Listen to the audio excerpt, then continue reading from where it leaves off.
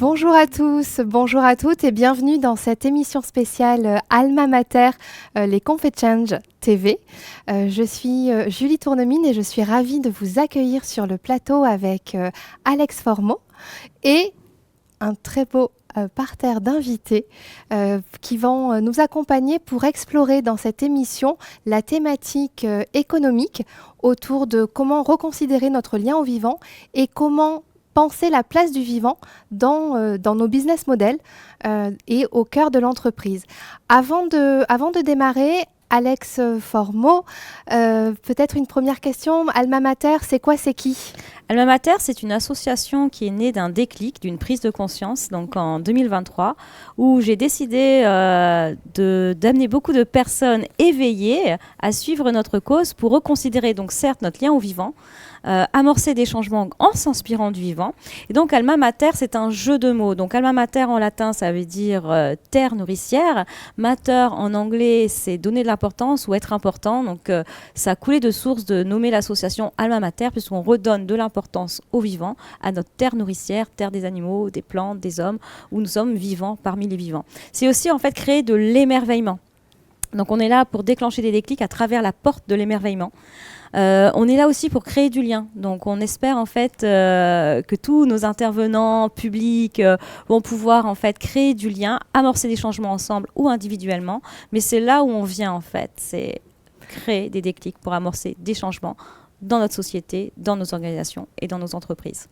Et on espère en tout cas aujourd'hui qu'on va créer des déclics autour de ce pilier économique. Juste un chiffre pour replacer la notion de vivant et d'économie. C'est un chiffre qui vient de la BCE. 60% des entreprises dépendent aujourd'hui de la biodiversité. Seulement 1% ont mesuré leur dépendance à la biodiversité et seulement 5% mesurent leur impact sur le vivant et sur la biodiversité. Donc on a vraiment un travail important à faire à cet endroit-là pour repenser le vivant et le replacer au cœur de nos business models. Pour en parler ce matin avec nous, on aura Amélie Rouvin, qui est conférencière, qui accompagne les dirigeants et les entreprises dans leur transformation vers un modèle régénératif. On a aussi Thomas Piètre-Leclerc qui est dirigeant de l'agence Common Light, qui a fait des choix aussi assez forts en termes de positionnement. Et puis nous avons aussi Wattitude, Jean-Charles Cranaz, bonjour, Benjamin Albared d'Indigo Réemploi et le regard des shifters avec Sandrine Gazal, bonjour. Et puis pour ouvrir l'émission, nous avons aussi Alex Larue, qui est président de l'Agence du développement et des transitions sur le territoire de Montpellier-Rhin et du Pays de l'Or. Merci d'être avec nous. Et peut-être une première question par rapport à cette agence qui s'est créée il y a quoi ? Il y a un an ? À peu près un an, tout à fait. À peu près un an. Quelle est votre mission ? Pourquoi ? Pour qui êtes-vous là ? Tout à fait. Merci de m'avoir invité, parce que nous sommes complètement au cœur des problématiques que vous avez évoquées. Vous avez vivant parmi les vivants, ça, c'est quelque chose qui me parle. L'agence a été créée sur la base d'un engagement de campagne de Michael Delafosse lors des dernières élections municipales.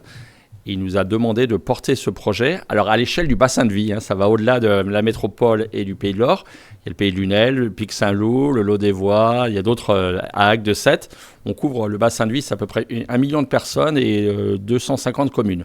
L'idée, c'est de créer une agence. Alors historiquement, vous aviez des agences de développement économique assez classiques sur l'attractivité, avec des belles images d'un territoire, venez investir chez nous.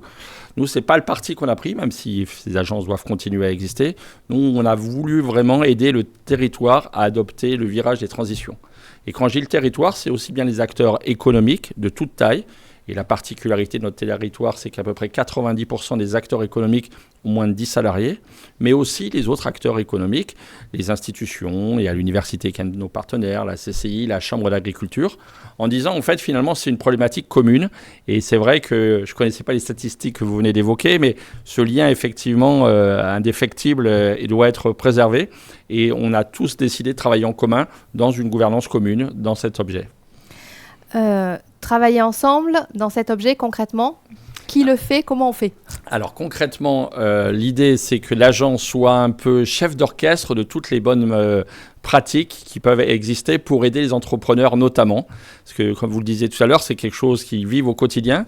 Sauf qu'il y a beaucoup d'entrepreneurs compte tenu de la petite taille que j'évoquais tout à l'heure qui n'ont pas forcément les moyens d'aller sur ces chemins en fait. Parce qu'ils nous disent on a d'autres priorités, il y a eu le choc d'énergie, il y a beaucoup de problématiques à adresser en même temps. Et souvent, ils se trouvent démunis. Même si vous avez une chef ou un chef d'entreprise qui est sensibilisé sur ces problématiques, il nous dit je veux bien, mais ça coûte cher de me faire aider, je ne sais pas à qui parler. Et en fait, l'agence, elle est là pour ça. Elle est là pour mettre en relation, effectivement, les acteurs et les bonnes personnes, et notamment les personnes qui sont autour de ce plateau, avec les problématiques du quotidien qu'on essaie de regrouper sur tous les territoires, dans les programmes notamment de décarbonation. On a signé il n'y a pas longtemps un programme avec l'UIMM, donc le syndicat de la métallurgie, avec la Fédération du bâtiment, et on aide aussi d'autres territoires comme le Lot-des-Voies à réinventer un peu sa stratégie. Et tout ça dans une approche commune des transitions. Des transitions. Et par exemple, vous parliez de décarbonation. Ça démarre par quoi pour ces entreprises que vous accompagnez? Ça démarre déjà par un état des lieux pour savoir, en fait, tout à l'heure vous parliez de liens, effectivement, là, de dépendance, voir ce qu'elles produisent, quel est leur impact positif ou négatif. Et une fois qu'on a cette prise de conscience et cet état des lieux, nous les accompagnons pour aider à améliorer leurs pratiques pour effectivement tendre vers une décarbonation un jour. Une des actions phares qui va être annoncée un peu dans quelques semaines, c'est une petite exclusivité. Nous allons mettre en place une coopérative carbone avec un grand acteur du secteur. Il y en a déjà une qui existe à La Rochelle. L'idée, c'est d'en faire une aussi sur le bassin de Montpellier pour utiliser les crédits carbone non pas en Asie ou en Afrique, même si c'est important de faire du co-développement, mais avec un impact local sur les forêts. Je pense que Yann Fortunato a parlé tout à l'heure du sujet de Matt Forêt notamment, mais aussi sur la Posidonie, et dire en fait que notre territoire peut être lui aussi le réceptacle de ces actions positives. Et peut-être une dernière question. Comment est-ce que c'est reçu cette démarche-là par les entreprises, les PME, les TPE ou les syndicats que vous accompagnez? Alors globalement positivement. Alors c'est vrai que ce qui nous aide dans notre malheur, ce sont notamment la multiplication des phénomènes météorologiques où tout le monde a bien conscience que finalement c'est pas le hasard, c'est pas une accumulation de hasard, c'est qu'il y a un mouvement de fond. Les plus sceptiques, ça existe. Moi, j'ai eu l'occasion de parler avec des chefs d'entreprise qui disaient ok, c'est intéressant, mais c'est un peu, excusez-moi le terme, un truc de bobo, on fera ça quand on aura le temps. On leur explique aussi, et c'est là ce que j'ai bien aimé dans votre introduction, c'est qu'il y a aussi une réalité économique derrière tout ça. Et moi, dans le cadre de mon activité professionnelle, je suis bien placé pour savoir que tous les accès au financement, que ce soit en bas de bilan ou en haut de bilan, sont de plus en plus conditionnés à des chemins vertueux sur les sujets ESG, mais décarbonation. Les banques, jusqu'à présent, prêtaient avec des taux bonifiés pour les acteurs qui étaient sur ces chemins vertueux. Bientôt, elles ne prêteront plus du tout. Pareil pour les opérations de haut de bilan avec les investisseurs. Vous savez, même les fonds d'investissement qui sont souvent décriés, fonds d'investissement, maintenant, dans leur thèse d'investissement, et j'ai eu l'exemple plusieurs fois dans ma vie professionnelle, refusent d'investir dans des boîtes pourtant très rentables parce qu'elles ne sont pas allées sur ce chemin. Et là, on a mis notamment un partenariat en place avec la Banque Populaire du Sud pour former les chargés de clientèle professionnels de toute taille sur tout le territoire de l'agence, sur le bassin de vie, pour dire aux chefs et aux porteurs de projets, mettez ça tout de suite dans votre feuille de route, sinon vous n'y arriverez pas. Sinon, vous n'y arriverez pas, et c'est vraiment un sujet important. Merci beaucoup pour votre invitation. cet éclairage. Justement, on parle de décarbonation, on parle de bilan carbone. Sandrine Gazal, tu es une dirigeante décarbonée, tu es chef d'entreprise de Geode Evans et aussi shifteuse. Je te laisse un petit peu nous expliquer les enjeux autour de la décarbonation, peut-être la différence. On connaît le Shift Project, on connaît aussi les shifters, les shifteuses. C'est quoi la différence entre les deux? De quoi on parle? Oui, voilà, bonjour. Je suis également co-référente de la région Languedoc-Roussillon pour les shifters. Donc, c'est aussi à ce titre-là que je suis là aujourd'hui. Merci pour cette invitation. Donc, petite précision effectivement entre Shift Project et Shifter. Le Shift Project, c'est une association, loi 1901, d'intérêt général, dont vous connaissez le président Jean-Marc Jancovici. Et le Shift Project émet des rapports, fait des études sur une base scientifique rigoureuse. Et toute la matière du Shift Project est disponible sur le site internet theshiftproject.org, quelque chose comme ça. Et les shifters, nous, on est présents plutôt en région et on vient pousser les messages du Shift Project. Donc, on vient déployer la matière produite par le Shift Project. En Languedoc-Roussillon, donc on intervient des Pyrénées-Orientales jusqu'au Gard. Et on a en particulier une conférence le 18 novembre sur les sujets d'économie et de transition. Donc, de transition. Tout à fait dans la mouture de votre thématique. On est dans le thème, rendez-vous le 18 novembre 2024. On n'est pas à l'abri que certains regardent cette émission en 2025 ou 2026. Donc 18 novembre 2024, le rendez-vous est pris. Par rapport à ces sujets-là de décarbonation et d'accompagnement des entreprises, c'est quoi pour vous les grands enjeux ? Ouais, alors je voulais revenir d'abord sur les grands enjeux, effectivement, et refaire un petit passage par les accords de Paris. Et effectivement, aujourd'hui, on a compris qu'il fallait bouger, qu'il fallait commencer à faire quelque chose. Mais les accords de Paris, c'est une réduction à l'horizon 2050 de 80% de nos émissions de gaz à effet de serre. Donc aujourd'hui, je pense dans l'immense majorité des gens, on a compris qu'il fallait faire quelque chose, mais on n'a pas compris à quel point il faut faire quelque chose. Et les accords de Paris viennent rappeler ça. Et j'aime bien le redire. Effectivement, 80% de réduction de nos émissions. Et normalement, on doit doubler les puits de carbone aussi. On a parlé de la forêt tout à l'heure. Et votre thématique autour du vivant rappelle aussi cette partie compensation avec les puits de carbone. Alors, on aime bien aussi, côté Shift Project et Shifter, rappeler la notion de contrainte autour des matières et des ressources. Et autres enjeux, on parle de la matière énergie, mais on parle aussi de la matière bois ou d'autres matières comme le cuivre qui peuvent poser des problèmes à un moment donné dans cette transition. Et en matière également de transition, pour nous les enjeux, c'est plus de la nature de la transformation en fait. Parce que quand on parle effectivement de 80% de réduction des émissions, on est dans de la transformation, on est bien au-delà de la transition et on va beaucoup plus loin. Donc on essaye, nous, de faire passer ces messages-là dans ce qu'on peut faire en termes d'activité. Et quelles sont finalement les responsabilités des entreprises à cet endroit-là? Alors, il y a une double responsabilité des entreprises, mais un peu comme tout le monde, il y a une responsabilité d'adaptation, c'est-à-dire maîtriser les impacts qu'on peut subir par le biais du dérèglement climatique, mais les impacts aussi qu'on peut provoquer.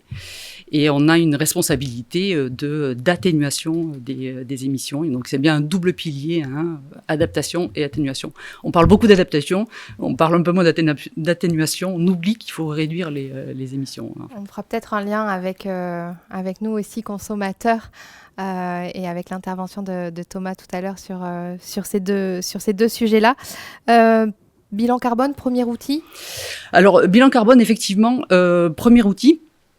Comme l'a rappelé Alex, pour les entreprises, le bilan carbone, c'est un outil qui va permettre de comprendre en fait où sont nos risques, où sont nos dépendances par rapport aux énergies, par rapport aux matières, par rapport aux flux de matière et par rapport à la chaîne de valeur de l'entreprise. Donc bilan carbone, premier outil. Mais avec les shifters, comme on est aussi un peu décalé et qu'on aime bien pousser plusieurs messages, on pousse aussi avant le bilan carbone, il y a des messages de sobriété. Bien évidemment. Donc on peut arriver à réduire ses émissions de gaz à effet de serre simplement en mettant en place des bonnes pratiques de sobriété. On peut parler aussi d'efficacité énergétique, on peut parler de plan de mobilité. Et après, effectivement, bilan carbone, parce que c'est là où on va vraiment rentrer dans la partie la plus conséquente de ce que sont nos émissions dans notre réalisation d'entreprise, en fait. Voilà. En tout cas, il y a effectivement pour les entreprises de nombreux outils qui existent pour poser des diagnostics. Il y a le bilan carbone. Il y a aussi tous les indicateurs du SBTN sur plutôt la biodiversité et la nature. Il y a plein de choses qui peuvent vraiment, en tant qu'entreprise, nous permettre de savoir où on en est et du coup de pouvoir mettre en place les bonnes actions d'adaptation et d'atténuation. Merci Sandrine. Les actualités à venir pour terminer ? On a parlé du 18 novembre 2024. Voilà, alors, actualité, effectivement, côté biodiversité, le Shift Project, il y a une analyse en cours, une étude en cours sur l'agriculture, des travaux sur une agriculture décarbonée, résiliente et prospère. Et une petite actualité shifter, on est très fiers. On accueillera l'année prochaine à Montpellier, en juin 2025, les univers shiftés. Donc c'est 2000 personnes à Montpellier autour de ces sujets-là. Rendez-vous en juin 2025. Voilà, exactement. On espère être avec vous. Merci beaucoup, Sandrine. Merci à vous. On va passer donc aussi à quelqu'un de décalé, de décarboné, mais surtout engagé, qui a fait des choix exigeants. On parle de toi, Thomas. Donc, quand on parle de modèle d'affaires, au bout de chaîne se trouve le consommateur ou usager. Pour ouvrir cette émission, donc, avec les entreprises et les conférenciers, donc Thomas Pietre Leclerc, tu es fondateur de Common Light, qui aide les organisations engagées à être plus visibles et plus désirables. Un mot que j'aime bien utiliser, c'est ce mot désirable aussi, parce que c'est pas parce qu'on parle de sobriété qu'on ne peut pas être aussi dans quelque chose de désirable. Donc avec Common Light, tu as fait ce choix d'un positionnement exigeant et cohérent en se mettant au service d'entreprises qui eux-mêmes ont fait le choix d'être à impact positif. Donc tu choisis tes clients, c'est un choix fort en tant que chef d'entreprise. Pourquoi ce choix ?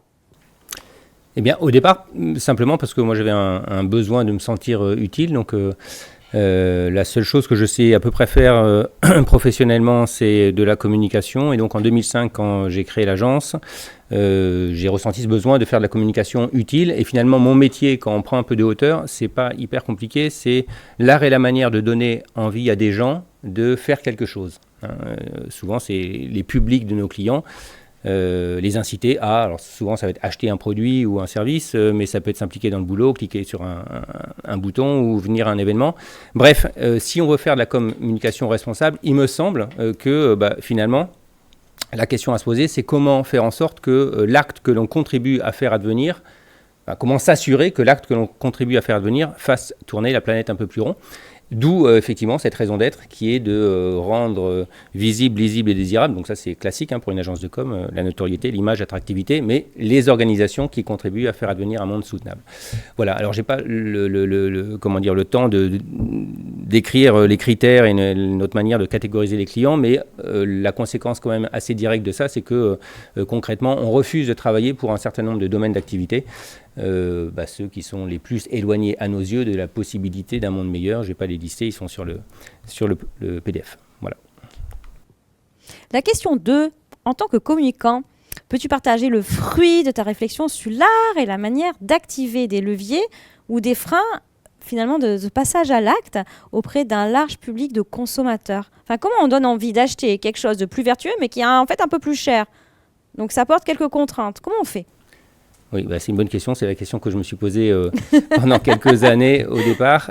Et c'est effectivement la question que nos clients nous posent, c'est aidez-nous à vendre nos services ou produits qui certes sont plus vertueux, éco-responsables, engagés, mais qui souvent sont soit un peu plus chers, soit sollicitent un effort donc financier, mais parfois comportemental.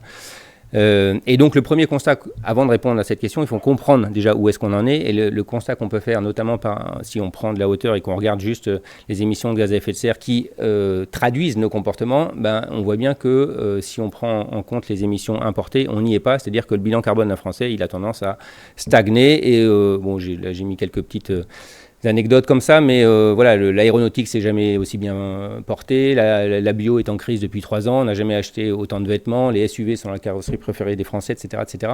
On pourrait donner pas mal d'exemples, et aujourd'hui, lorsqu'on interroge les Français, ils nous disent qu'entre 2/3 et 3/4 d'entre eux, ils sont sceptiques sur la com des organisations engagées, sur la com des organisations sur leurs engagements. Donc, grosso modo, ça ne marche pas très bien. Et donc, la question, effectivement, c'est pourquoi ça ne marche pas. Et mon hypothèse, c'est que, finalement, les fondements sur lesquels on se repose dans nos pratiques de communicants, lorsqu'on les passe au filtre des sciences sociales, ils sont souvent, pas toujours, mais souvent en partie infondés. Première hypothèse, c'est si nos publics n'agissent pas dans le bon sens et qu'ils n'ont pas compris. Et donc, la conséquence, c'est qu'il faudrait leur expliquer qu'une fois qu'ils auront compris, ils agiront dans le bon sens. Et la sociologie de la consommation engagée nous explique, par exemple, que en fait, l'information fait peu ou pas évoluer les comportements. On n'a pas moins de chances de fumer quand on a été un enfant sensibilisé 65 fois entre 8 ans et 17 ans qu'un enfant qui n'a pas été sensibilisé. De même, les campagnes anti-sida sont tout à fait efficaces pour améliorer la compréhension du phénomène de transmission, mais pas pour modifier les comportements. On pourrait donner d'autres exemples. Et donc, si l'information n'est pas prédictive de nos comportements, ce sont les références légitimes. Et c'est quoi des références légitimes ? C'est un certain nombre de choses dans lesquelles vont s'inscrire notre réflexion. Donc, ça peut être des outils de mesure de la performance, des politiques publiques, des normes, des règles, et en fait tout ça vont être le cadre dans lequel vont s'inscrire nos réflexions, nos choix, et donc ils vont en quelque sorte sédimenter nos pratiques. Voilà. Et donc la consommation n'est pas vraiment affaire d'information, et donc penser que en expliquant nos engagements, que en expliquant le dérèglement climatique, on va faire évoluer les comportements, c'est sans doute se mettre un petit peu le doigt dans l'œil. Je passe vite parce que je sais que j'ai peu de temps. La deuxième hypothèse, c'est plus on communique sur un produit responsable, plus c'est efficace. Et donc, il faut toujours plus communiquer, plus alerter, plus sensibiliser. Bon, c'est en partie efficace, mais ça a aussi des effets contre-productifs. L'abondance de la communication sur, en particulier l'écologie, après la crise de 2008, a sans doute eu un effet boomerang avec l'émergence d'un mouvement décomplexé qui s'est revendiqué de valeurs anti-écologistes. Et une sorte d'effet ras-le-bol. Et donc, tout ça pour dire que la com sur l'engagement, en fait, elle est en partie clivante, malgré elle. Pourquoi ? Parce qu'elle nous met, malgré nous, face à une responsabilité qui nous dérange. Et comme le dit très bien Camille Etienne, aujourd'hui, on ne peut plus parler d'inaction climatique, mais d'action délibérée de la destruction du vivant. C'est-à-dire que même ne rien faire, finalement, c'est faire contre. Voilà. Et donc ça, aujourd'hui, on ne peut pas ne pas savoir qu'on va dans le mur. Et cette évidence, elle est à la fois angoissante, vous avez 3/4 des jeunes qui sont éco-anxieux, et dérangeante, parce que quand on essaie de se remonter les manches, face à la complexité du problème, on peut vite se sentir dépassé, et donc on va mettre en œuvre des stratégies d'évitement et de déni qui sont tout à fait... qui sont en partie humaines et légitimes, c'est-à-dire des systèmes d'autodéfense pour éviter d'être submergé soit par la peur, soit par le déni, soit par la culpabilité, soit par l'angoisse. Voilà. Et donc, le manque d'engagement, c'est pas tant un manque de compréhension qu'une manière que l'on a de gérer cette dissonance cognitive, c'est-à-dire cet écart entre ce que l'on sait, ce que l'on aimerait faire et ce que l'on fait. Une fois qu'on a compris ça, alors on peut construire là-dessus.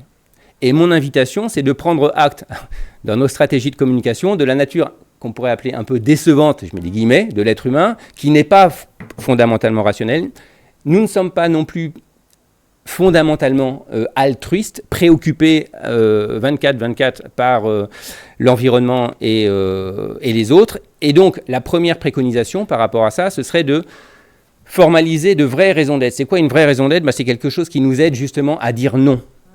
Aurélien Barraud, dans son dernier bouquin, dénonce la cécité de la science qui a tendance à considérer qu'à partir du moment où elle peut, elle doit. Eh bien, un entrepreneur, souvent, il considère qu'à partir du moment où il peut faire du profit, alors il doit faire du profit. Il y a même un théoricien économique qui disait que la première responsabilité de l'entreprise, c'était de faire du profit.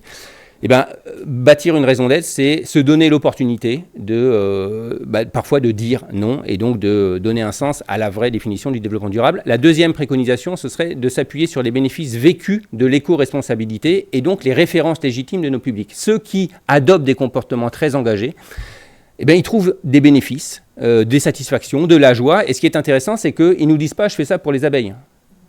Ils nous disent, je fais ça pour moi parce que ça me procure de la santé, du temps, du confort, de la convivialité, des économies financières, du calme, du silence, etc., etc., etc. Okay, donc ça, ce sont autant d'arguments qu'on peut mobiliser en communication. Je n'ai pas le temps sur cet exemple. Troisième préconisation, au-delà des bénéfices environnementaux, et en particulier climatiques, rendre perceptibles les autres bénéfices de l'engagement. Est-ce qu'on imagine que Martin Luther King aurait mobilisé les foules en disant « j'ai fait un rêve, atténuer le racisme et nous y adapter ». Évidemment, non. Et pourtant, c'est bien ça, ce à quoi on nous invite. Or, force est de constater que le sujet du dérèglement climatique n'est pas en tant que tel un sujet hyper mobilisateur.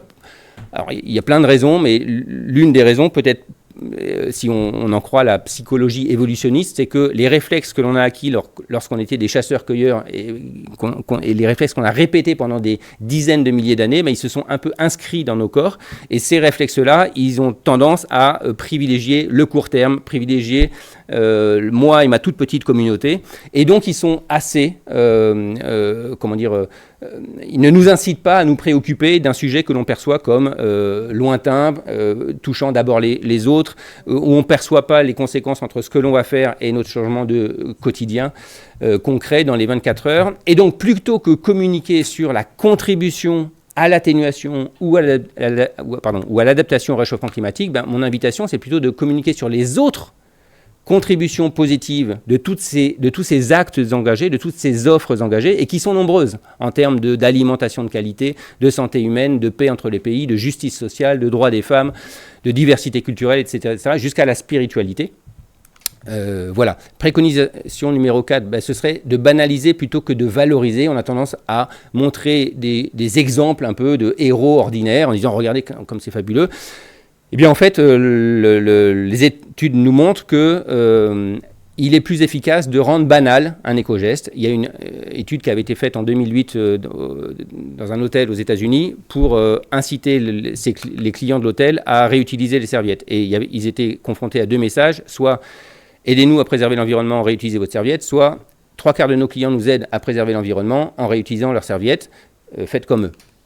Et le message qui joue sur la norme sociale est beaucoup plus efficace que celui qui joue sur l'environnement. Et donc, plutôt que de présenter les bonnes pratiques comme extraordinaires ou le corollaire, c'est-à-dire de sous-entendre que l'incivilité est généralisée, eh bien, il est plus efficace de, par exemple, faire des campagnes qui incitent à poursuivre l'effort d'une bonne pratique constatée. 5e préconisation, il n'y en a plus que 2 et ça va aller vite, permettre l'expérience.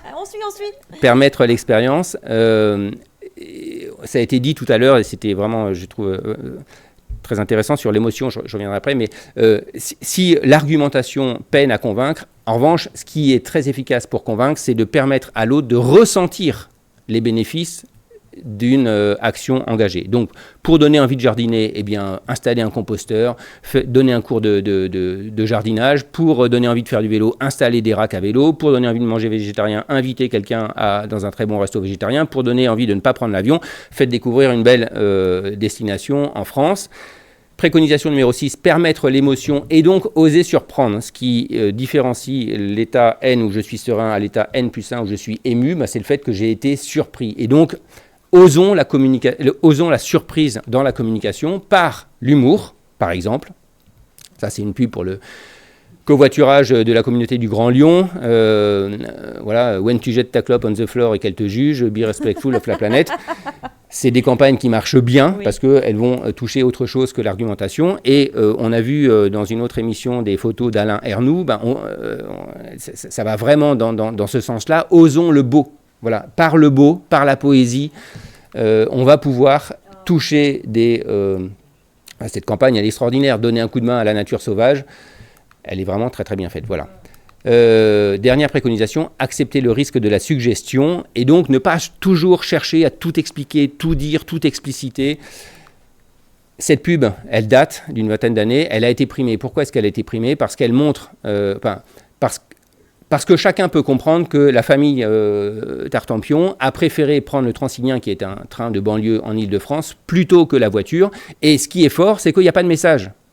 Donc chacun peut y mettre l'argumentation qu'il souhaite parce que c'est plus économique, plus confortable, plus écologique, plus convivial, plus sécure, plus tout ce que vous voulez. Et voilà, et j'en ai terminé. Merci. Merci Thomas pour cet éclairage. 7 précos pour repenser notre façon de communiquer. L'avantage en replay, merci d'avoir joué le jeu du timing, c'est que vous pouvez aussi le regarder en mettant Pause. 0,5 en termes de vitesse, de façon, parce que, et on en a beaucoup discuté, et merci pour ton engagement, et il y a plein de messages à partager, donc merci pour tout ça, et vous pouvez aussi évidemment prendre contact avec Thomas Piette-Leclerc si vous avez envie d'en discuter plus avant pour vos enjeux. On va continuer, et je me tourne vers Jean-Charles Cruanas de Wattitude pour continuer un petit peu cette exploration en tant que directeur de site. Wattitude, c'est une entreprise engagée. Vous faites de la ouate de cellulose à partir de la matière du papier, donc vraiment 90% je crois recyclé et biosourcé pour des isolants thermiques. Il y a beaucoup de choses dans le propos de Thomas qui fait probablement écho à la manière dont toi tu vois votre rôle en tant qu'entreprise. On va en parler. Peut-être déjà la première chose, on parle d'un sujet qui est récent sur la prise de conscience. Pour autant, Wattitude, ça fait 11 ans que ça existe. Un petit peu plus, depuis 2011. Depuis 2011. Voilà. Et comment c'est venu cette idée-là, vraiment à la source, au démarrage? Alors, c'est une idée d'un constat. La personne qui crée l'entreprise en 2011, qui s'appelle Jean-Michel Boeuf, part de plusieurs constats. C'est quelqu'un qui sort d'une expérience dans un grand groupe agro et qui veut monter sa boîte et qui ne veut pas le faire n'importe comment, qui veut aussi donner du sens à ce qu'il va faire. C'est aussi le constat qu'en France, il y a beaucoup de papier, déchets, qui est généré et qui n'est pas spécialement recyclé en France, qui va être par exemple massivement exporté vers l'Asie. Et dans les années fin d'année 2010, au début des années 2010, fin d'année 2000, il y a aussi l'émergence sur le marché de l'isolation de la ouate de cellulose, et qui était un produit qui était massivement importé. Et il se dit, tiens, il y a du papier à recycler localement, et on pourrait l'utiliser pour fabriquer de la ouate de cellulose. C'est l'idée qui amène la naissance de Wattitude. Donc à la fois l'ambition d'un chef d'entreprise, je crois que financier, un regard très économique, avec une vraie raison d'être et du sens à cet endroit-là. C'est vraiment cet aspect-là qui est très important et sur lequel, du coup, je vous remercie de cette invitation pour pouvoir communiquer, en fait, expliquer qu'on peut faire des choses qui ont du sens et en même temps faire des choses qui économiquement sont viables. Et toi, justement, tu as rejoint Wattitude en 2021 ? Moi, je rejoins l'aventure Wattitude en 2021 pour prendre le relais à la direction de l'usine de Jean-Michel Boeuf. Et voilà, je peux témoigner de mon expérience personnelle. C'est vraiment le fait de rencontrer une personne aussi inspirante qui m'incite vraiment à basculer. Moi, j'ai commencé ma carrière, on va dire, industrielle en fabriquant des panneaux isolants en fibre de bois. Je m'étais éloigné un petit peu de ce métier, mais pour lequel j'avais gardé beaucoup d'intérêt, beaucoup de passion, de conviction, je dirais même. Quand on a la conviction de faire quelque chose qui est utile et important, c'est très important, ça a été dit. Voilà. Et donc, je suis contacté par Wattitude, et puis là, voilà, je rencontre des gens inspirants qui font quelque chose qui a du sens et qui le font bien, avec une bonne organisation. Et voilà, ça m'a plu, et j'ai décidé de rejoindre cette aventure. Tu avais, je crois, juste pour qu'on visualise un petit peu de quoi on parle, c'est maintenant. C'est ça. Donc voilà, donc ça c'est le départ, c'est le papier. Voilà, alors la ouate de cellulose, c'est un isolant biosourcé, parce qu'effectivement composé à plus de 90% de fibres de bois. Comment on fabrique cet isolant ? On le fabrique en recyclant du papier ou du carton. Alors là, vous avez un exemple de journaux, de prospectus publicitaires broyés, et on le transforme en cette matière isolante. L'idée, c'est par des process mécaniques simples et peu énergivores, de venir à la fois broyer et puis redéfibrer le papier, retrouver les fibres naturelles du bois qui vont venir piéger de l'air dans un matériau type ouate, et c'est ça qui va donner ces caractéristiques isolantes à ce produit. Produit qui a d'autres caractéristiques très importantes parce que composé de fibres de bois, qui est un matériau très intéressant d'un point de vue d'inertie. Et donc on va proposer avec ce matériau un produit qui à la fois permet donc de mieux isoler vos maisons et donc de faire des économies d'énergie l'hiver, mais aussi de vivre un petit peu mieux dans vos maisons l'été. Il y a malgré tout une réalité d'adaptation, ça a été dit tout à l'heure, par rapport à un contexte climatique actuel. Et avoir un isolant qui permet en fait de mieux vivre dans sa maison l'été, c'est moins de clim. Donc c'est une façon aussi d'économiser de l'énergie. Voilà, on n'économise pas de l'énergie que l'hiver, c'est aussi l'été. Et la ouate de cellulose permet tout cela. On a parlé du produit, mais si on revient, si on reprend un petit peu de hauteur par rapport, et vraiment encore une fois par rapport aux propos aussi de Thomas, de comment on réussit finalement à pérenniser une entreprise comme ça dans un souci économique, mais aussi environnemental et sociétal. C'est quoi les facteurs clés de succès pour que ça marche ? Alors, j'ai l'habitude de dire que la ouate de cellulose, c'est un produit à forte valeur ajoutée. Et je précise toujours sur un triptyque environnemental, sociétal et économique. Alors la partie environnementale, on peut la comprendre aisément. Nous, on traite que des déchets. Voilà, du papier, du carton, et on va transformer ces déchets avec un process peu énergivore, donc qui respecte l'environnement, en quelque chose qui va permettre de faire des économies d'énergie. Donc voilà, sur la partie environnementale, on peut arriver à faire quelque chose, à le faire correctement, avec du sens. La partie sociétale, encore une fois, on ne le fait pas tout seul. Moi, j'ai une équipe de gens très convaincus, très engagés. On le fait aussi au cœur du Biterrois et on essaye d'être engagé en fait localement pour être un acteur et donc faire intervenir le plus possible des entreprises locales. On a une vocation aussi sociétale parce qu'on propose un produit qui va améliorer le confort de vie des gens qui vont le mettre en œuvre. Et la partie économique est importante, hein. On est sur des thématiques économiques. Tout ceci n'est viable que si c'est économiquement viable. Et alors, le but quand même d'une entreprise est d'être pérenne et de gagner de l'argent. Tout est de savoir comment on veut le faire. Et voilà. Et encore une fois, Watitude, c'est arriver à faire tout ça, à arriver à maintenir ce triptyque avec beaucoup de sens. Et tu me parlais, quand on a préparé, tu disais aussi que finalement, la rigueur, le sérieux, l'organisation, enfin des choses très à la base. C'est un petit peu la base, c'est aussi ce qui m'a attiré. Jean-Michel Boeuf qui a créé cette entreprise l'a fait avec de l'engagement, mais avec aussi une rigueur très importante, en mettant en place des process. Je pense, on est une toute petite PME et je crois que voilà, un des facteurs de réussite aussi, c'est le sérieux dans l'approche industrielle, économique, d'organisation et de gestion. Le sérieux, effectivement, c'est gage de durabilité, je dirais. Voilà. Et comme je l'ai dit tout à l'heure, tout ça ne vaut encore parce qu'on peut le faire avec des personnes qui partagent cet engagement. Les machines, les process, c'est très bien, mais la valeur première d'une entreprise, c'est les personnes qui la composent. Voilà, donc ça, c'est quelque chose aussi de très important. Merci Jean-Charles pour cet éclairage. Merci à vous. Tu dois être content d'entendre tout ça. Mais c'est merveilleux. Ouais. Je suis émerveillé. Tu es émerveillé, mais c'est parfait. Voilà. C'est exactement pour ça qu'on est là. Donc, Benjamin, on a parlé donc des collectivités avec l'Agence des transitions, les shifters, une association, des entrepreneurs engagés.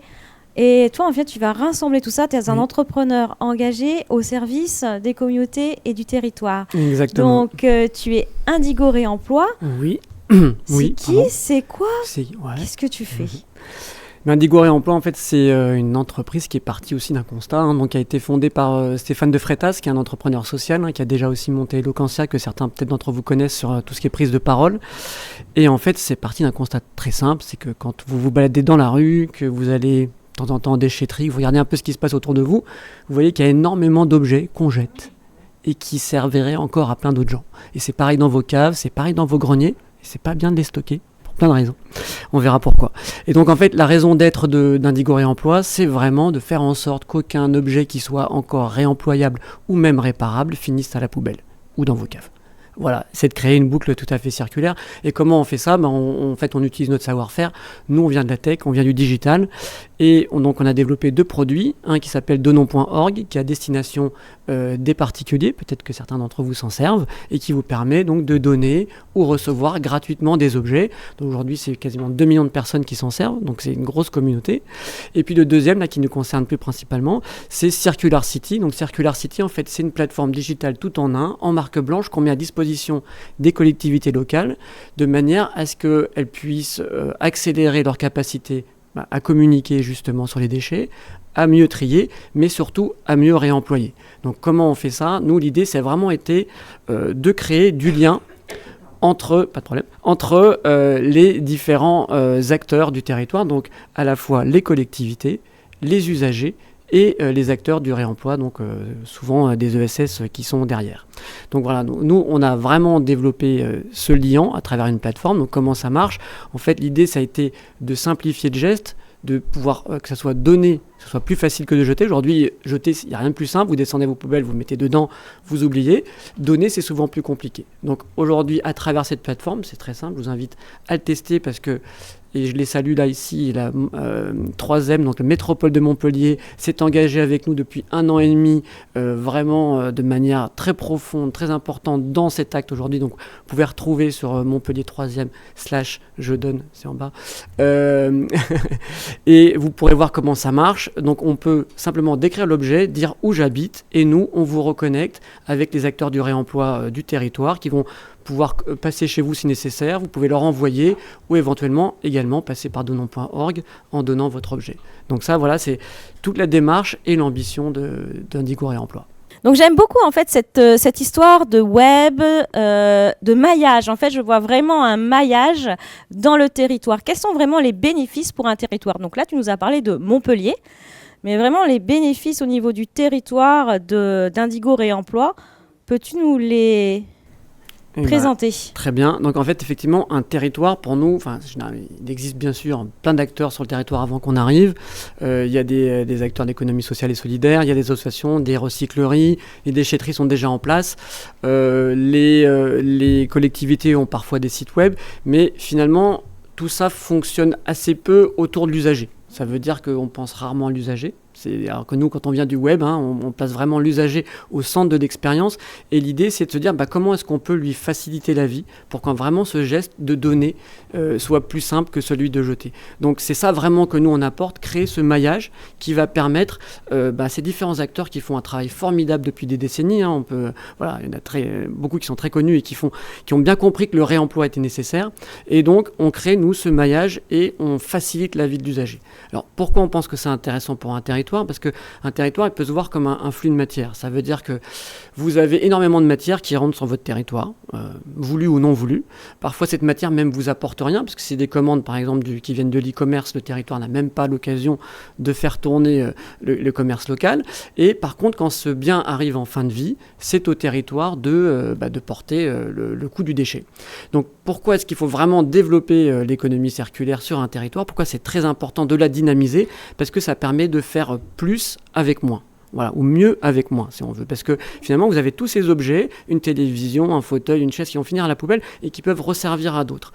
Donc voilà, ce qui est formidable, nous, dans ce qu'on apporte à un territoire, c'est justement créer ce plus avec moins, mais aussi tout ce qui est de la solidarité qui va avec. C'est tout ce qu'on a dit tout à l'heure, c'est comment engager simplement les gens, comment rendre un geste très concret. Finalement, vous avez votre téléviseur, vous l'apportez près de chez vous, il va être réparé par une association et il va être revendu.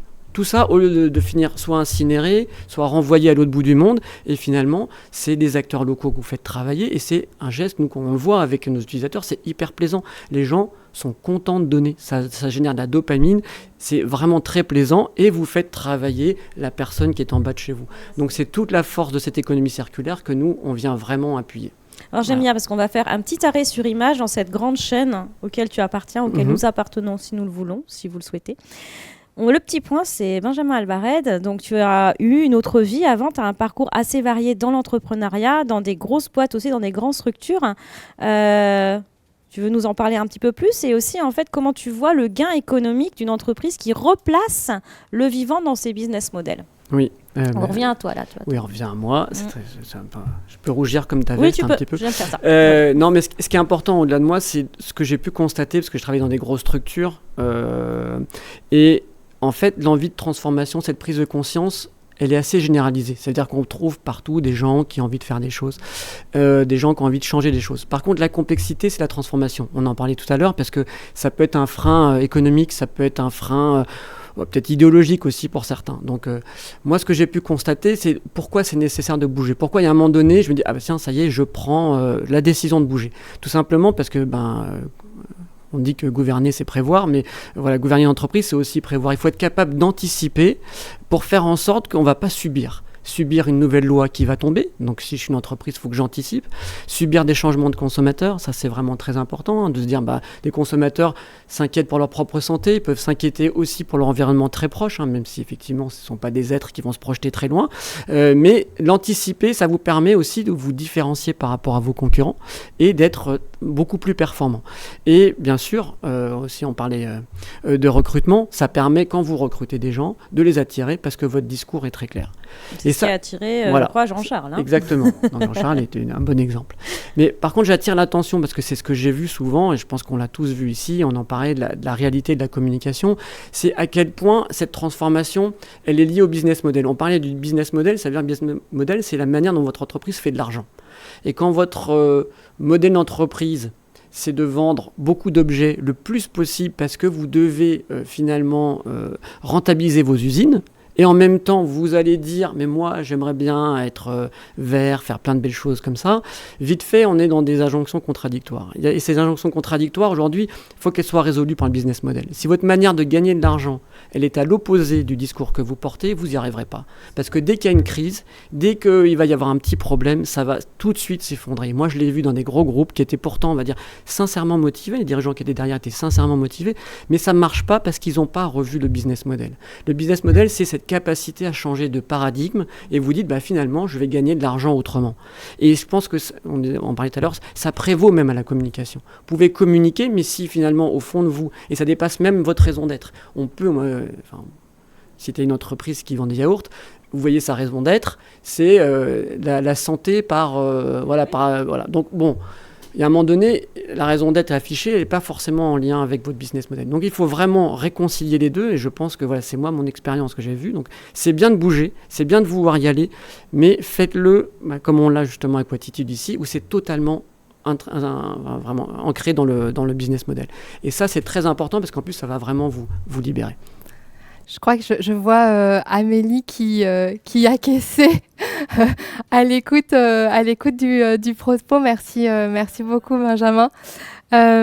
Justement, Amélie, on va terminer cette séquence et l'émission avec toi, avec ton propos.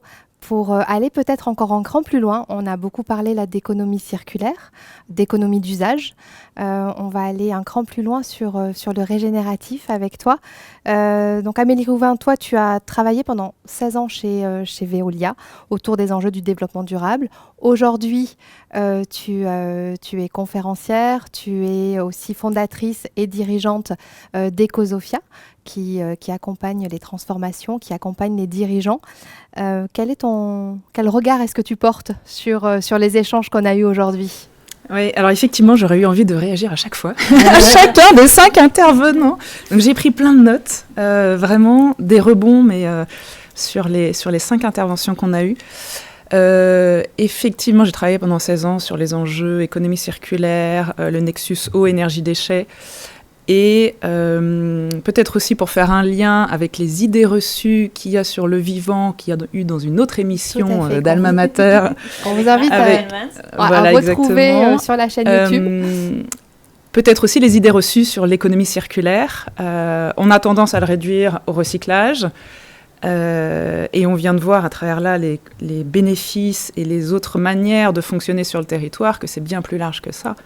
Que dans l'économie circulaire, il y a l'économie de la fonctionnalité. Donc comment on passe de la propriété de produit à je loue un service, et ça permet de maximiser l'usage qui en est fait, parce qu'au fond, un chiffre à avoir en tête, un peu comme un équivalent du 2 degrés sur le sujet du dérèglement climatique, c'est 80 gigatonnes sur le sujet des consommations de ressources.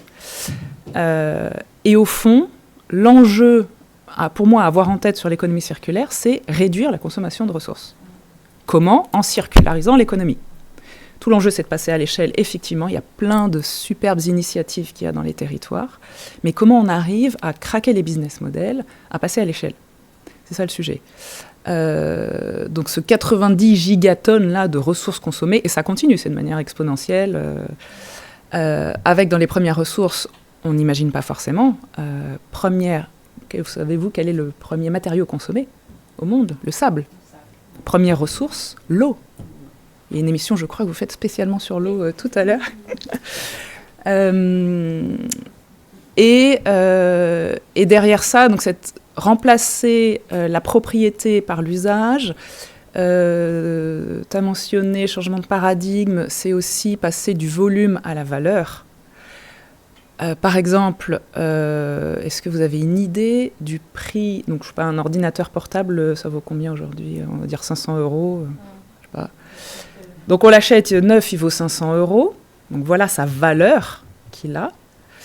Il pèse 2 kilos. Combien de matériaux il a fallu extraire pour le fabriquer ? 2,3 tonnes de matière. Absolument considérable. Et au bout de quelques années de durée de vie, on va le jeter. Et combien il vaut ? Quelle est sa valeur des 500 €? Il devient 100 € de tonnes de D3E, déchets électriques électroniques. Donc là, on a une telle perte de valeur considérable en à peine quelques années. Si effectivement on arrive à faire du réemploi, du reconditionnement, pour autant qu'il soit en amont éco-conçu, c'est-à-dire qu'on puisse changer la batterie, dans ce cas-là, on peut prolonger sa durée de vie, sa durée d'usage, et donc on maximise là les matières qui ont été prélevées. Donc ça, c'est des éléments à avoir en tête, comment on maximise l'usage et les produits, et repenser cette logique de la propriété. On pourrait parler aussi d'écologie industrielle et territoriale, donc ces échanges de flux de matière qu'il y a au sein d'un même territoire entre les industries présentes, dans une notion de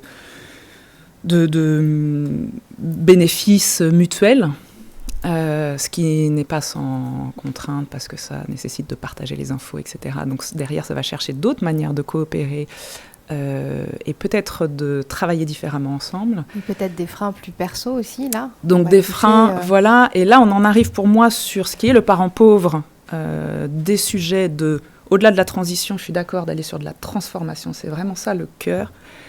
Et pour moi, le parent pauvre, c'est le facteur humain. Au fond, l'enjeu n'est pas tant des solutions techniques ou financières. L'argent, il existe. Il est mal fléché. Il va encore sur des solutions polluantes. Technique, on a globalement des solutions. Mais on a un problème de coordination, de mise en œuvre. Et au fond, un problème de comment nous, l'être humain, on arrive à changer ses comportements. Donc je reviens beaucoup ce qu'a dit Thomas là-dessus. Je contribue notamment au GIECO, que vous connaissez peut-être pas. Évidemment, on connaît le GIEC pour le climat, et le GIECO est un regroupement spontané de scientifiques à l'international qui s'est créé il y a quelques années, c'est très récent, qui n'est pas encore bien connu, pour apporter une meilleure connaissance scientifique sur comment fonctionne notre cerveau, afin d'éclairer le plus grand nombre, les citoyens, les décideurs économiques ou politiques, sur ce changement de comportement à opérer. Et donc effectivement d'aller voir tous nos biais cognitifs, tous nos freins, nos habitudes, qui sont à la fois des freins, mais aussi des leviers. Du coup, si on en a une meilleure connaissance, on peut les activer derrière. Aller comprendre les freins au changement. On a vu à travers tes exemples toutes ces campagnes de communication qu'on peut faire, mais pas forcément basées sur une bonne compréhension de nos mécanismes, et donc qui ont peu d'utilité transformante au final. Et puis je rejoins ce que tu as dit sur l'expérience. Vivre quelque chose, le ressentir, nous fait automatiquement changer nos comportements. Si on parle qu'à l'intellect co-cognitif, ce qu'on a pu faire pendant des années, à nous dire des chiffres clés, on va dans le mur, etc., ça a une utilité. Mais est-ce que c'est ça qui nous met en mouvement, en dynamique, en mouvement émouvéré, la mise en mouvement, et ça rejoint l'émotion. Et au fond, moi je vois à travers ce qu'on peut vivre. Alors, il y a l'initiative de la Convention des entreprises pour le climat dans laquelle je suis engagée. Et là, on voit que ça fonctionne à travers ça. Grâce à cette approche où on prend les dirigeants sur un parcours de 9 mois, un parcours transformant. Pas uniquement, on va nourrir leur intellectuel, effectivement, pour qu'ils prennent conscience de la hauteur de ces enjeux, dont on pense qu'on sait, mais en fait, non, on ne sait pas vraiment la hauteur. Mais ce n'est pas suffisant. Derrière le passage à l'action, c'est comment opérer cette transformation. Ça passe, en l'occurrence, la méthodologie, c'est une approche tête, corps, cœur, de ressenti, d'expérience. Et évidemment, on va les faire derrière travailler sur leur feuille de route pour aller vers une économie plus régénérative. Et donc, ça passe par des questions difficiles, des questions de renoncement à des activités pourtant aujourd'hui rentables, qui apportent du chiffre d'affaires. Exemple Mustela, qui a pris la décision d'arrêter les lingettes d'ici quelques années, les lingettes jetables, sans se dire je les remplace par des lingettes biosourcées ou autres. Non, c'est j'arrête 20% de mon chiffre d'affaires. Comment on va le faire ? Je ne sais pas. Donc là, décision courageuse de la dirigeante. Et donc ce parcours-là, pourquoi il fonctionne à mon sens ? Parce qu'il y a tous ces ingrédients-là. Il y a une connaissance de comment fonctionne l'humain dans son changement de comportement, que c'est pas simplement alimenter, donner des connaissances, du savoir, mais c'est aussi faire vivre des expériences. Et par exemple, moi j'aime beaucoup, là, mon kiff vraiment de ces derniers temps, c'est d'emmener les dirigeants en forêt, vivre une expérience transformante sur la Deep Time Walk, la marche du temps profond. On a parlé aussi de la relation au temps tout à l'heure. Et c'est un sujet qu'on a aussi approfondi sur une autre émission où tu étais présente aussi sur cette relation au temps. Oui, puis alors, notamment, je vous invite à regarder effectivement cette émission, un financier qui parle de remettre du temps long et de remettre de l'intuition et du ressenti. Alors là, c'est une pépite, mais effectivement, à travers ça, et les dirigeants qui ressortent de cette expérience ont vécu quelque chose qui a été les toucher au plus profond. On passe, en fait, on vit à travers... Je les plonge dans le passé, dans cette plus grande histoire qui existe, ces 4,6 milliards d'années de la création de la Terre. Et c'est notre récit commun à tous.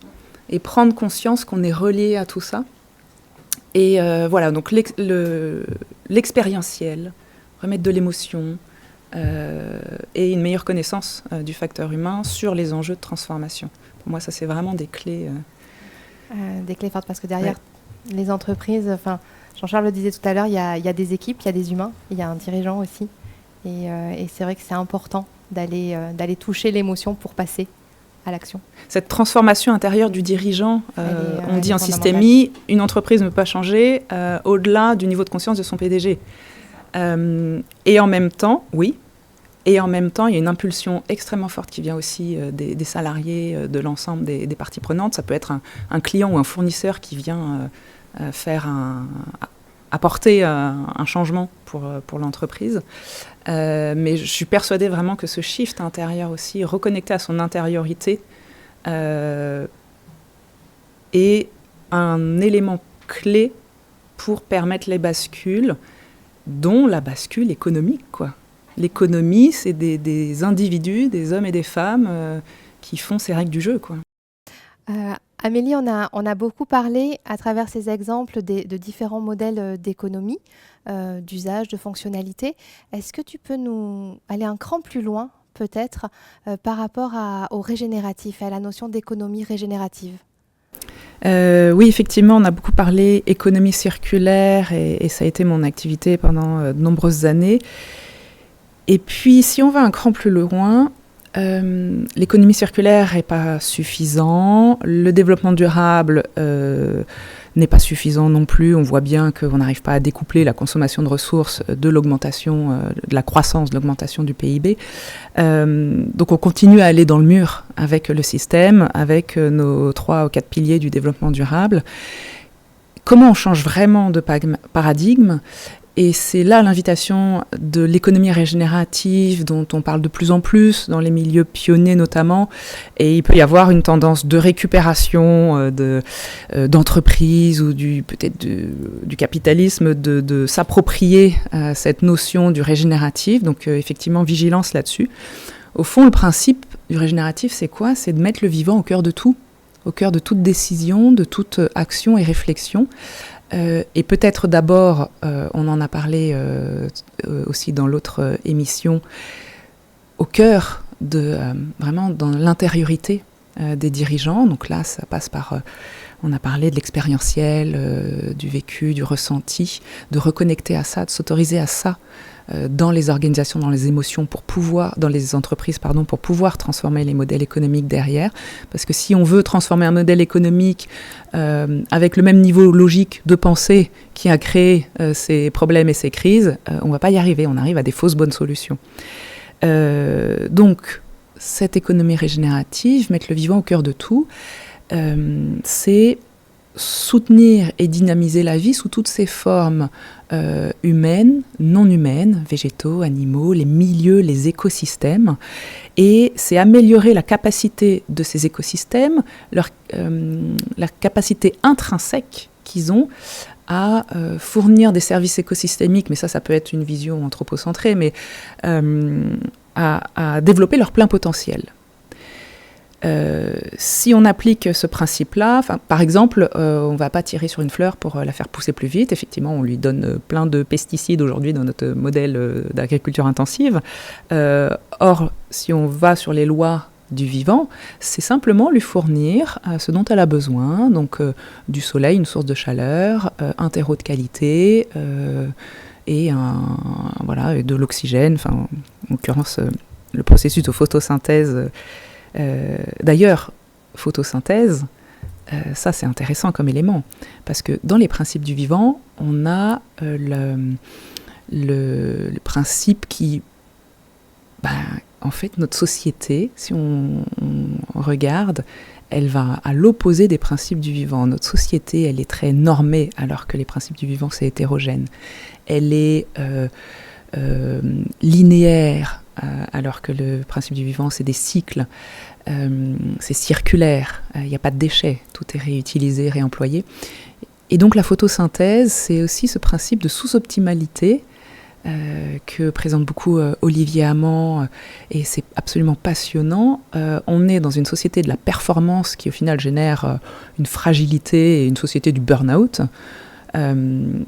Et cette photosynthèse, si on avait demandé à des ingénieurs de la créer en entreprise, jamais une entreprise n'aurait investi là-dessus. C'est pas possible. Un taux de rendement de 2%, c'est non, on n'y va pas, on va pas développer un tel projet. Je crois que les panneaux solaires, c'est à peu près 15%.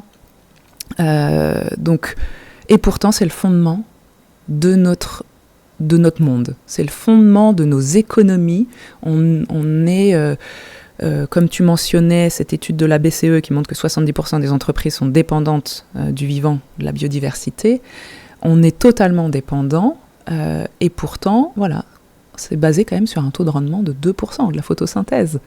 Donc si on s'inspire de ces principes du vivant, dans nos organisations, dans nos manières de fonctionner, dans nos manières d'être, donc sous-optimalité, hétérogène, diversité évidemment, ces cycles, tellement de ces principes du vivant sont des enseignements. C'est quand même 3,8 milliards d'années de recherche et développement pour en arriver à jusqu'à aujourd'hui. Donc cette intelligence du vivant, on a perdu ces savoirs et cette connaissance-là, de cette intelligence du vivant.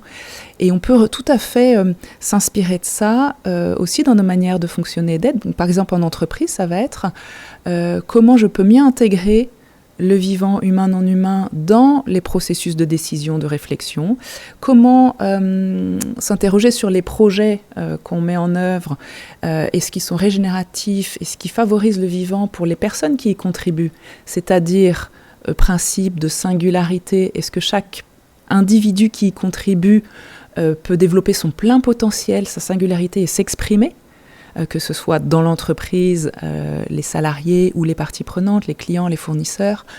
Voilà, il y a plein de voies, de pistes pour, dans nos modèles économiques, s'inspirer des lois du vivant. Le principe de se limiter. Un arbre ne pousse pas jusqu'à 200 mètres, 300 mètres de haut. Il a une croissance qui est limitée parce qu'intrinsèquement, il contient ça. Or, nous, nos entreprises, non, c'est potentiel de croissance infinie. Donc, se limiter pour être juste sur la soutenabilité, sur des besoins justes. Et on parle beaucoup de la notion de partage de valeur, évidemment. Donc, c'est comment on rentre dans peut-être ces principes de symbiose, de coopération, dans un milieu de compétition, donc aller vers la coopétition. Et puis, comment prendre soin du vivant, donc de la vie, au bureau, avec mes équipes, et puis peut-être moi-même si je suis un dirigeant, ou moi-même si je suis... on est tous leaders dans notre périmètre d'action. Je crois beaucoup à ça. Comment on remet de la vie dans nos agendas totalement surchargés, où on est en course permanente, vraiment notre société du burn-out. Comment on remet de la vie, du souffle et du sens dans nos organisations et dans nos agendas. Merci Amélie. On pourrait prolonger la discussion, je pense qu'on est très, très raccord sur beaucoup de sujets. Je fais une petite boucle parce que en fait, moi j'ai entendu le mot papier, merci Jean-Charles, j'ai entendu économie circulaire et je voudrais juste citer en fait le magnifique décor que nous avons là. Parce que on parle d'économie circulaire, donc on a notre sponsor Interlock Design qui est basé à Lunelviel, qui fait ces magnifiques pots. Donc l'année dernière, c'était notre décor aussi au niveau du plateau. C'est de l'aluminium recyclé. Donc c'est-à-dire que c'est un bonhomme qui a imaginé en fait de A à Z son produit avec un système de consignes, de recyclage, de bornes à recyclage pour qu'il puisse récupérer la matière, des consignes puisque quand vous voulez plus de votre pot, vous le redonnez. Enfin voilà, c'est penser différemment. Et oui, c'est deux chefs d'entreprise qui ont décidé en fait de rentrer dans cette circularité-là qui fait du sens. Donc je suis heureuse de revoir les jolies cabanes à oiseaux. Et ensuite, il y a Alex Hackett, on parle papier.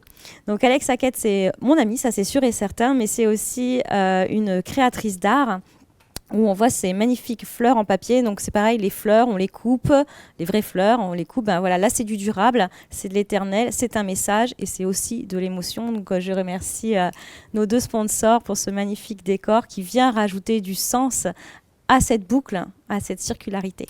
Merci.